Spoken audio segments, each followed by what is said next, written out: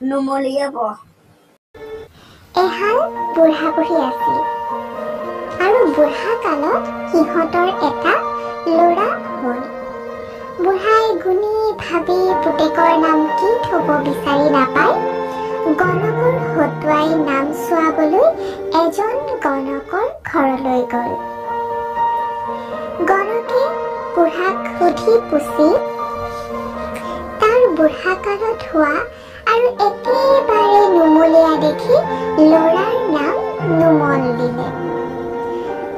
বুঢ়াই গণকক পানী গামোচা এখন আৰু এটা চৰতীয়া দি নামটোলৈ ঘৰলৈ উভতিল। এতিয়া তোমালোকে গণক মানে চাগে বুজি পাইছা। গণক বা জ্যোতিষী, যোনে গণনা কৰে তেওঁক গণক বুলি কোৱা হয়। আৰু গণনাৰ দ্বাৰা কি কৰে, জ্যোতিষীসকলে কাৰোবাৰ ভাগ্য বিষয়ে কয়। গতিকে সেই তেনেকুৱা গণক এজনৰ ওচৰলৈ গৈ ল'ৰাৰ নাম চোৱাই আহিলে। যে এইটো প্ৰথা বৰ্তমানো আমাৰ অসমীয়া সমাজত আছে। তোমালোকে ঘৰৰ ডাঙৰবিলাকক সুধিলে গম নিশ্চয় পাবা। আৰু বুঢ়াই কি কৰিলে, গণকক পানী গামোচা আৰু এটা চৰতীয়া দি মাননিও যাচিলে। বাটত আহোঁতে বুঢ়াই কেনেবাকৈ নামটো পাহৰে বুলি নুমল নুমলকৈ ৰিঙিয়াই আহিছিল।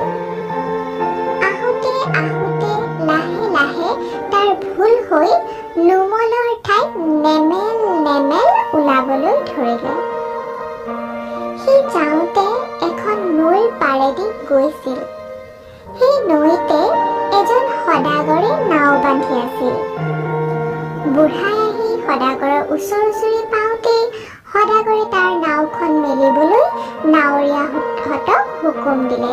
সদাগৰ আগতে কি কৰিছিল, যিবিলাক বাণিজ্য কৰিবলৈ মানুহবোৰ এঠাইৰ পৰা আন ঠাইলৈ গৈছিল আৰু সেই বণিক মানুহবিলাক কি বুলি কোৱা হৈছিলে, সদাগৰ। তেওঁলোকৰ ধন সম্পত্তি বেছি আছিলে আৰু তেওঁলোকে বেপাৰ বাণিজ্য কৰিবলৈ এঠাইৰ পৰা আন ঠাইলৈ গৈছিলে। আৰু তেনেকুৱা সদাগৰ এজনে কি কৰিছিলে, সেই বুঢ়াই যোনটো ঠাইত আহি আছিল তাতে কি কৰিছিল যে নাৱৰীয়াহঁতক তেওঁৰ নাওখন মেলিবলৈ হুকুম দিছিলে। আগতে জলপথৰ ব্যৱস্থাটোৱে বেছি সক্ৰিয় আছিলে। বৰ্তমানটো ৰাষ্ট্ৰীয় ঘাইপথ বা পথ বহুতো হ'ল, কিন্তু আগতে জলপথৰ মাধ্যমেৰে বেপাৰ বাণিজ্য এইবিলাক কৰিছিল। আৰু সি যেতিয়া ওচৰি পালে, সদাগৰৰ ওচৰ পালে আৰু সদাগৰে নাওখন মেলিবলৈ নাৱৰীয়াহঁতক হুকুম দিলে। নাৱৰীয়াহঁতে নাৱৰ গোজ উভালি নাওখন মেলিবলৈ ধৰোঁতেই নেমেল নেমেলকৈ ৰিঙিয়াই যোৱা বুঢ়াৰ মাত শুনি সদাগৰক ক'লে, দেউতা, ক'ৰবাৰ বুঢ়া এটাই আমাক নাও মেলিবলৈ হাত দিছে। নাৱৰীয়াহঁতৰ কথা শুনি সদাগৰে বুঢ়াক মতাই নি সি কিয় নাও মেলিবলৈ হাত দিছে সুধিলে। বুঢ়াই সদাগৰৰ কথাৰ উত্তৰ দিবলৈ গ'লে কিজানি সিফালে নামটো পাহৰি যায়। ইয়াকে ভাবি কোনো উত্তৰ নিদি মাথোন বাৰে বাৰে নেমেল নেমেল কৰিবলৈ ধৰিলে। সদাগৰৰ খং উঠিল। উফ কটা, ইমান দিন ইয়াতে থাকি আজি দিনবাৰ চাই নাওখন মেলিবলৈ হুকুম দিলো। আপুদিয়া এইটোৱে ক'ৰ পৰা আহি মোৰ শোভাযাত্ৰাত বিঘিনি জন্মালে। কটা ধৰ ইয়াক। এই বুলি কি কৰিলে, সদাগৰে নাৱৰীয়াহঁতক লগাই বুঢ়াক ভালকৈ এপিটন দিয়ালে।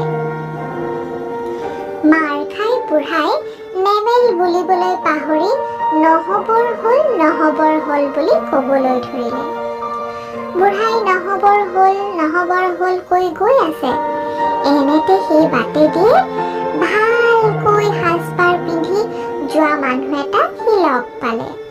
মানুহটোৱে বুঢ়াৰ সেই নহবৰ হ'ল কথাটো শুনি ভাবিলে, সি ভালকৈ যে ধুনপেচ মাৰি সাজপাৰ কৰি আহিছে, সেই দেখিহে বুঢ়াই তাক হাঁহিছে। দেখিছানে সেই মানুহজনে বুঢ়াক কেনেকৈ ভুল বুজিলে। ইয়াকে ভাবি সি তাৰ হাতৰ লাখুটিডালেৰে বুঢ়াক মাৰচেৰেক মাৰিলে। বুঢ়াই মাৰ খাই সেই নহবৰ হ'ল কথাষাৰো পাহৰি সিটোতকৈ ইটোহে চৰা বুলি কৈ যাব ধৰিলে। এনেতে বুঢ়াৰ আগেদিয়ে আৰু দুটা গৰলীয়া মানুহ পাৰ হৈ গৈছিল। তোমালোকে জানা, ৰাস্তাত এঠাইৰ পৰা আন ঠাইলৈ গ'লে বহুতো মানুহ লগ পোৱা যায়। আৰু বুঢ়াই এবাৰ কাক লগ পালে, দুটা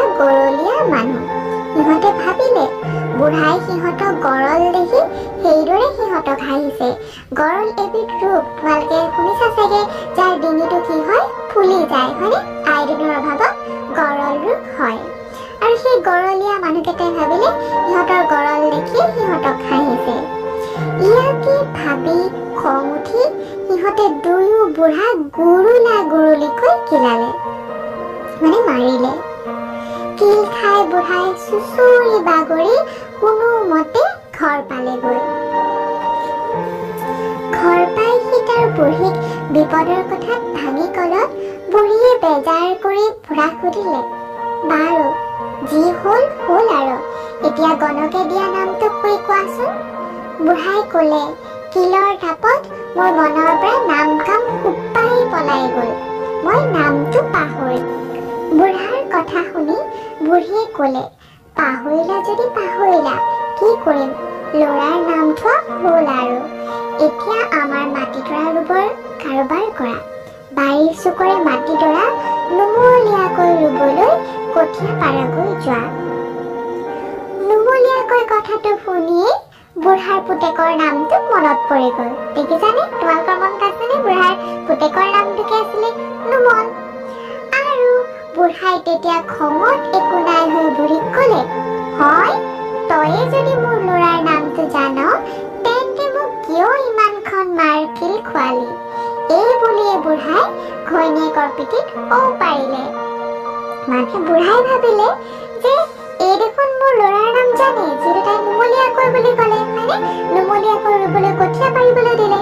গতিকে বুঢ়াই ভাবিলে যে বুঢ়াৰ পুতেকৰ নামটো জানে, গতিকে এনেইহে তেওঁক গণকৰ ওচৰলৈ পঠিয়াই মাৰকিল খোৱালে। এই ভাবিও তাইক কি কৰিলে, ঘৈণীয়েককো ঠিকছে কোবালে। আৰু ইয়াৰ পিছত বুঢ়া বুঢ়ীয়ে পুতেকৰ নাম নুমল দি খাই বৈ সুখে সন্তোষে থাকিলে।